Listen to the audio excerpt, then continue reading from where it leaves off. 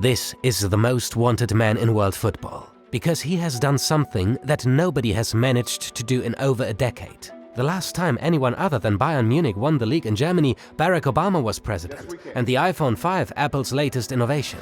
They were on the longest winning streak in the history of European football, until Xabi Alonso stopped them, with a team that only 1.5 years ago, when he took over, was bottom of the table. It's the beginning of a new era, at least for Alonso. Liverpool, Real, Bayern, the biggest clubs want to hire him as their next coach, or to be more precise, manager. Since professional football has become a global business in which the ratings of top clubs reach several billion euros, it has given birth to a new class of top coaches. They plan new stadiums, steal transfers, charm sponsors, think about nutrition, regeneration and youth work, and experiment with new digital tools. Top coaches are now top managers. To increase the value of their clubs, they need all the qualities of a good CEO. So managers can learn a lot from someone like Alonso. How to motivate people, how to withstand pressure, and, increasingly important, how to sell yourself in the best possible way. Welcome to Athletic Interest and the management skills of Xabi Alonso. Alonso grew up with a father who was a player and a manager. Then he became a top player himself. He won the Champions League with Liverpool and Real, the World Cup and Euro with Spain, and plenty of trophies with Bayern towards the end of his career. His position on the pitch as a central midfielder meant his knowledge of the game was very high. When Jose Mourinho coached him at Real, he predicted Alonso's career as a coach when he said that he played like a metronome and that he reminds him of Pep Guardiola as a player, who was already a coach on the pitch. Alonso was actually coached by both Mourinho and Guardiola, two of the most influential coaches alive, as well as by Carlo Ancelotti, Zinedine Zidane and Rafa Benitez. He played in Spain, England and Germany and speaks all 3 languages. If you put all that together, Alonso has all the conditions to be a great coach. But the fundamentals are one thing. You also have to make it happen. So how exactly is Alonso doing it? We've broken down his management skills into 3 key areas. Alonso is young enough to still join games in training. He would never admit it, but when asked if he was still playing the best passes at the club, he blushed and smiled awkwardly, which can be taken as a yes. So he can not only tell his players what football he would like to see, he can show them. And they watch and listen because he is credible. And credibility is very valuable for every manager. That's where this whole lead by example stuff comes from. Julian Nagelsmann was fired at Bayern Munich because it was said that he lost the locker room, meaning that the players didn't listen to him anymore.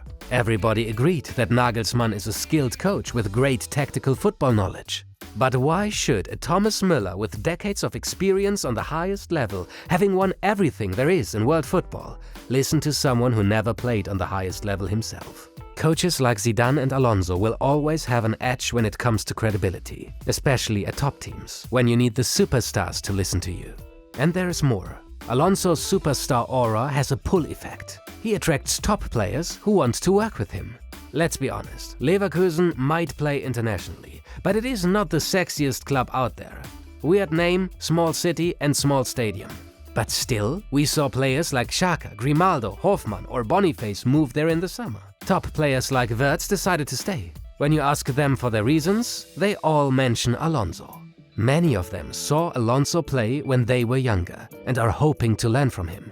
That's a great basis for a strong relationship between a coach and his team. A credibility that coaches without that background first have to earn. But Alonso is not the only ex-superstar player starting a coaching career. You could say the same about Lampard or Gerrard, similar age and very successful former central midfielders. So what is Alonso doing differently? Alonso has always done things at his own speed. And that used to be a weakness, because he was very slow. When Alonso was 17 and joined Real Sociedad, his coach John Toshek chased him through obstacle bars, making him run short sprints in the hope that this would help. It didn't. But Toshek knew that the first meters in football are also a matter of the mind. And that's where Xabi was faster than everyone else. He saw things earlier, he understood situations quicker. Before he got the ball, he knew what he wanted to do with it. He turned his weakness into a strength. As a player, he was always in control, never lost his cool, and able to wait until precisely the right moment to play that deciding pass. As a coach, he still treats patience as a virtue. When he retired as a player, he could have easily fast-tracked his career as a coach, asking for a few favors and taking over an underperforming First Division or even Champions League club. Instead, Alonso went on a sabbatical and then focused on learning and returned to Real Sociedad to work at the youth academy. He stayed there for 3 years, which is remarkable because higher clubs tried to hire him more than once during that time. But he wanted to stay and learn until he was ready. His ambition to learn and grow was nothing new. When he moved to Liverpool at 22, he didn't speak English very well and didn't know much about England, his history or culture. So he started reading and going to museums. 10 years later, he moved to Munich, and again he learned a new language, started reading and going to museums. It didn't take long before he gave his first interviews in German. Ich nicht so schnell laufen kann. When he first thought about becoming a coach, he started bombarding Ancelotti's and Guardiola's staff members with questions. Alonso loves to learn, and learning takes time. So he gives himself exactly that, also as a coach. He could have left Real Sociedad much earlier, but waited for the right time and the right place, as Alonso put it himself. That place was Leverkusen. And again, after just 1 year, everyone expected him to leave for a bigger job. Bayern, Liverpool, Real. Alonso joked he could do all three via Zoom. But instead, he stayed in Leverkusen and even signed a new contract until 2026, because Alonso puts gradual progress and growth over quick wins. You need a lot of patience for this approach, which makes him stand out in an industry that is always in a rush for the next win, trophy and deal. Credibility, patience. And there's one more thing. Football journalists and experts always like to nerd out and identify a certain style of a coach. Not that kind of style, a playing style, like what system he wants his players to adopt. It's not that easy to do that for Alonso and put his style into a box. You could call it a mix of Spanish control and German intensity. But his main focus is on the intuition of his players. For Alonso, they are the most important guys. When looking for new players, he doesn't care that much if they are familiar with a certain system, but rather if they are intelligent and able to make their own decisions, solve their own problems. It is not about being robots. They have the knowledge to know what might happen and then decide what is good with their qualities. That says a lot about his management style. He does have all the authority in the world, but he is not going for the top-down approach. He is not telling his players exactly what to do, but rather tries to equip them with everything they need, so they know best what's the right decision. Although Alonso only makes few changes to his starting 11, every single player in the squad is needed. This spreads the load and is good for the team spirit. 16 different players have scored goals this season for Leverkusen.